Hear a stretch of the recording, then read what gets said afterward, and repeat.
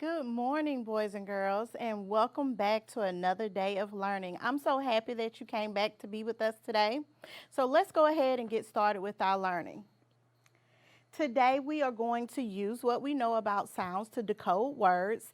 And today, we're going to focus on a new skill. We're going to talk about story elements. So let's get started. Today, we're going to be working with the OI card. You may have seen this card in your classroom. This is what we call the boy card. Listen to boy, boy. What sound do you hear at the end of boy? That's right, oi. So today we're going to be working with oi. I love this sound. I don't know why, but it makes me think of Chips Ahoy because it also ends in oi. The letters OI and OY make the oi sound. Let's practice writing OI. Let's write it in the air. Ready? O, I, oi. Do it again. O, I, oi. Let's write it one more time. O, I, oi. So I want you to remember that when you see the vowel team OI together, it says oi. Let's do the same thing for OY. Let's write it in the air. Ready? Go. O, Y, oi. Again. O, Y, oi. One more time. O, Y, oi. So when you see OY, you also remember that OY says oi. Now, OI is found in the middle of words. It can also be at the beginning of words. So you will see OIs at the beginning and in the middle of words. OY will be at the end. Watch me decode these words. Notice that I have the vowel teams already highlighted so to remind myself that these letters say oi. Look at my first word. Joy, joy. Join, join. Notice OI is at the beginning of this word. Oil, oil. Toy, toy. Now, let's read them. Joy, join, oil, toy. You think you can read some words with oi? Let's do some together. All right, so we're going to blend some words with oi. All right, let's do this one. Let's do these together. Ready? Blend the sounds together. Toy, toy. Notice OI is in the middle. Moist, moist. Notice your OI. Let's say the sounds. Coin, coin. OY is at the end, so it's going to say oi. Boy, boy. OI is at the beginning of this word. Remember, OI says oi. Oink, oink. OI. Remember, E at the end of the word says what? Shh, nothing. All right, let's down this one. Noise, noise. Good job blending words with oi. Now let's go back and let's read the words. Ready? Start at the top. Let's read. Toy, moist, coin, boy, oink, and noise. Good job. Okay, are you ready to write some words with oi? Now, with oi, there are rules. When you hear oi in the middle of the word, remember that's going to be oi. When I hear oi at the end of the word, it's going to be oy. So listen to my first word. Toy, toy. Listen for where you hear the oi sound. Let's say the sounds we hear in toy. T, oi. I hear that oi at the end. So what letters are we going to write for that sound? That's right. It's going to be O-Y. Let's write it. T, oi. All right, let's do another one. Listen to my word. Soil, soil. Let's say the sounds we hear in soil. S, oil. Do it again. Say the sounds you hear in soil. S, oil. What letter goes in the middle? Let's write the sounds we hear. S, oil. Good job. All right, let's do another one. Boy. Boy. Say the sounds you hear in boy. B, oy. Say the sounds you hear again in boy. B, oy. Think about what letters go at the end of oy. All right, let's write the sounds we hear in boy.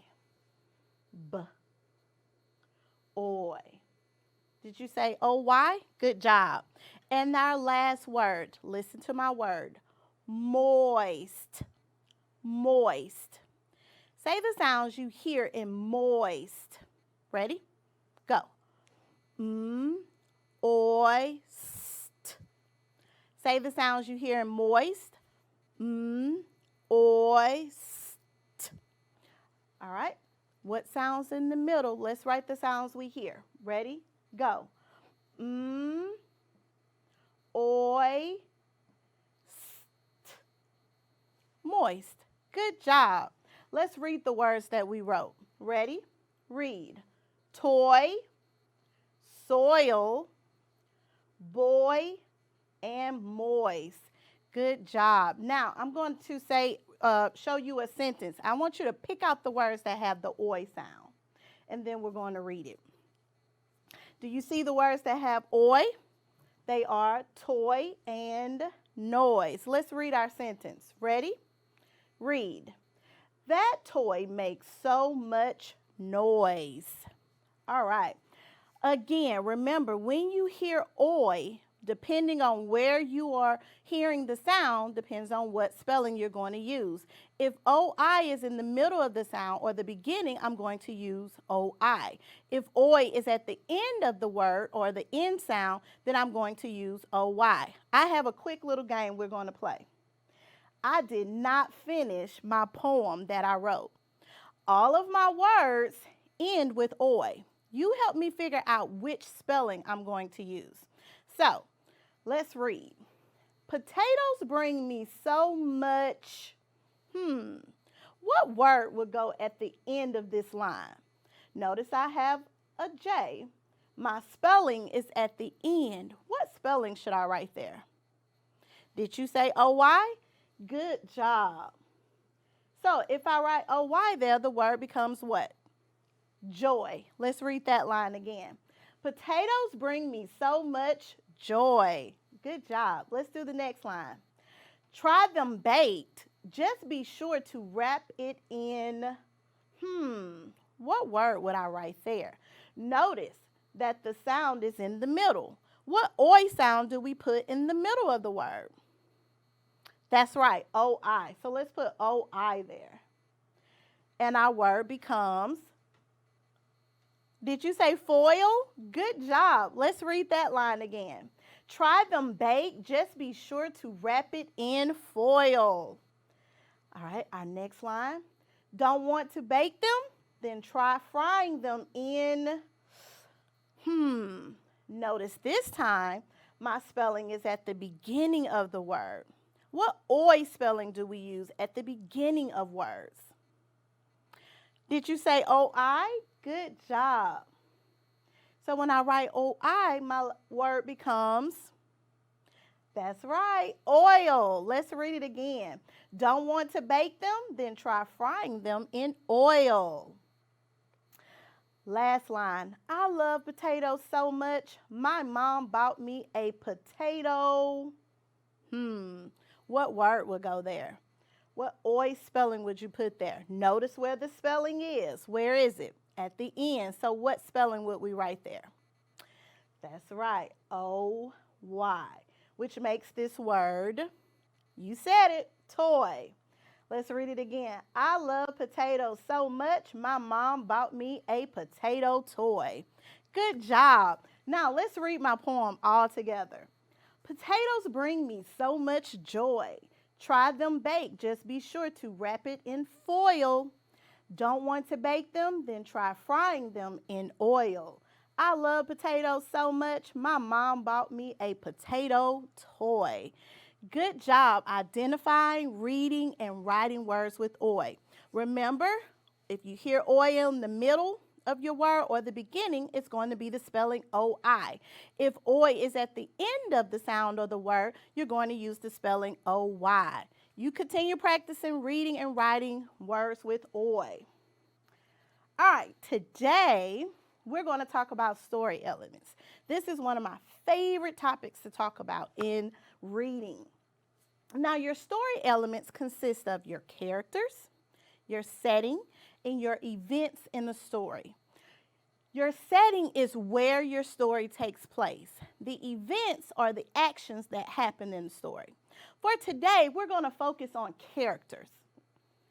What are characters? Characters are your people, like in our story, Giggle, Giggle, Quack. Our character was Farmer Brown. He was a person. Your characters can also be animals. Remember last week I read to you Frog and Toad are friends. Well, in that story, our characters were animals. Characters can also be things. You can have things that talk. If you've ever seen the movie Cars, the cars talk. And they do things in the story, so they are characters. So characters can be people, animals, or things in your story that's talking, that's doing things that your story is about. So we're going to talk about characters today. Now, not only are we going to identify who the characters are in our story, we're going to think about how the character is feeling. Characters in stories think, they feel, and they act. Act means they do an action. So they're not, when you read a story, the character just doesn't do anything. He's doing something. Just like in Giggle, Giggle, Quack, Duck was writing notes. He was doing mischievous things on the farm. So when we're talking about characters act, we're talking about the action that the characters are doing. And characters can also change. And I don't mean they change into a new character. Characters can change. In the beginning, a character can be sad. And then some things happen throughout the story, and now the character ends up being happy at the end. I love stories like that. Characters can start off mean, and they can end up being friendly. Remember in Frog and Toad, I hate to say that Toad was mean, but remember he didn't want to play with Frog. He didn't want to do anything. He told Frog to leave. But by the end of the story, they end up playing together. So Toad changed in the story. In the beginning, he didn't want to play, but by the end, he did. Characters can also start off being scared, and then some things happen, and they become brave. So we're going to think about all of that, how our characters are changing, what they're doing, and what they're saying in our story. All right, today I am going to read you My Lucky Day. This is such a good book. The author is Keiko Kasza, and we're going to read about the interactions between a fox and a pig. Now, remember, good readers think about what their story is going to be about. A fox and a pig. I don't know if this could end too well. I know about foxes. They can be sneaky and tricky, and they try to eat other animals. I wonder will this story be about that. So as we read, let's think about our two characters, fox and pig. One day, a hungry fox was preparing to hunt for his dinner. As he polished his claws, he was startled by a knock at the door.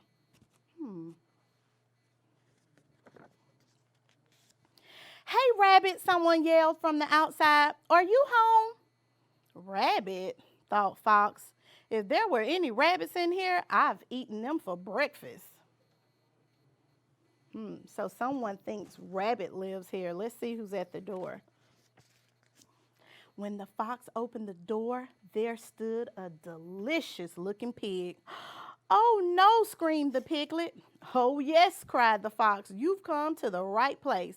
He grabbed the piglet and hauled him inside. Uh-oh. This must be my lucky day, the fox shouted. How often does dinner come knocking on the door? The piglet kicked and squealed. Let me go, let me go. Sorry, pal, said the fox.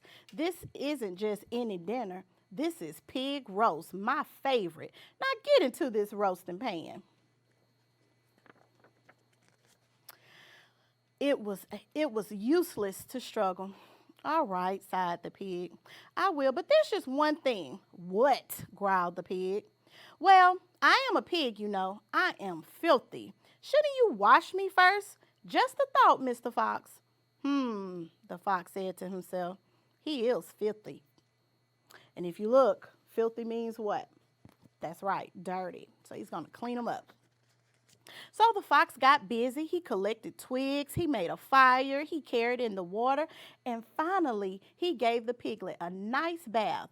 You're a terrific scrubber, said Piglet. There, said Fox, now you're the cleanest piglet in the county. You stay still now. All right, sighed the pig, I will, but what? Growled the pig. Well, I'm a very small piglet, you know. Shouldn't you fatten me up to get more meat? Just a thought, Mr. Fox. The fox said to himself. He is on the small side. So the fox got busy. He picked tomatoes, he made spaghetti, he baked cookies, and finally he gave the piglet a nice dinner. You're a terrific cook, said the piglet. Look at all the food he's eating. There, said the fox, now you're the fattest piglet in the county. So get in the oven. All right, sighed the piglet, I will. But what? Shouted the fox. Well, I'm a hard-working pig, you know. My meat is awfully tough. Shouldn't you massage me first to make me more tender for a tender roast? Just a thought, Mr. Fox. The fox said to himself. I do prefer tender meat. And tender meat is when your meat is nice and chewy. So he wants him nice and tender. So the fox got busy. He pushed, he pulled, he squeezed and pounded the piglet from head to toe. You're a terrific massage. You give terrific massages, said the piglet. Look at the piglet falling asleep. It must feel so good. But the piglet continued, I've been working really hard lately. My back is awfully stiff. Could you push a little bit harder, Mr. Fox? A little to the right, please. Ooh, yes. Now just a little to the left. Look at Piglet. He seems to be enjoying this.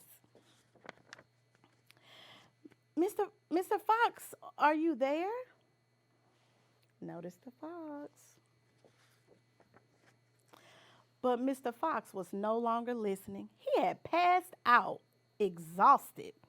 I couldn't lift a finger, let alone a roasting pan. Poor Mr. Fox, sighed the piglet. He had a busy day. Then the cleanest, fattest, and softest piglet in the county picked up the rest of his cookies and headed for home. What a bath, what a dinner, what a massage, cried the piglet. This must be my lucky day. When he got home, the piglet relaxed before a warm fire. Let's see, he wondered, looking at his address book. Who shall I visit next?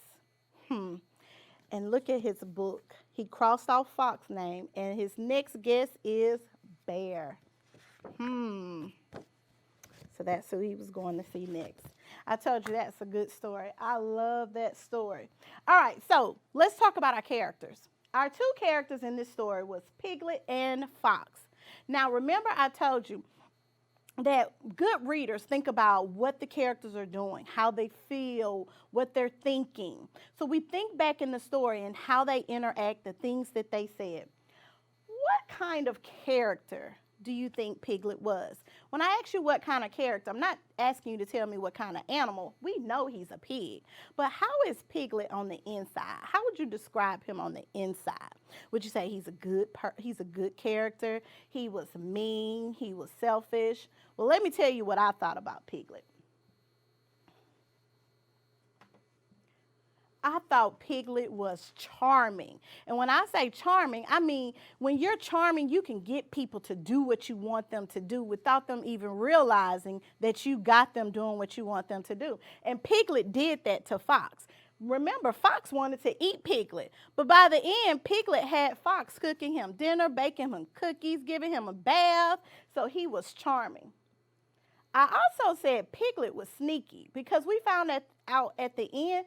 Piglet knew what he was doing all along. He had this planned out. Remember his book at the end where he crossed off Fox's name? So he knew when he went to Fox's door that rabbit did not live there. He knew what he wanted Fox to do.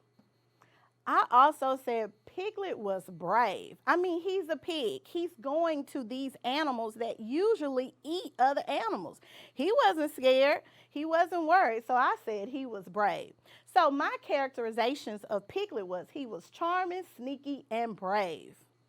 Now, I got that based on what I read about Piglet. Let's talk about the fox. What would you say about Fox? I said Fox was selfish because in the beginning, Piglet thought he was coming to see his friend Rabbit, and Fox was ready to eat him. He dragged him into the house, and he was ready to cook him. I also said he was very patient because Piglet kept asking him questions over and over again, getting him to do different things, and Fox patiently did what Piglet suggested with bathing him and massaging him. So he was very patient. He didn't yell at him. He didn't get mean to him. He went along.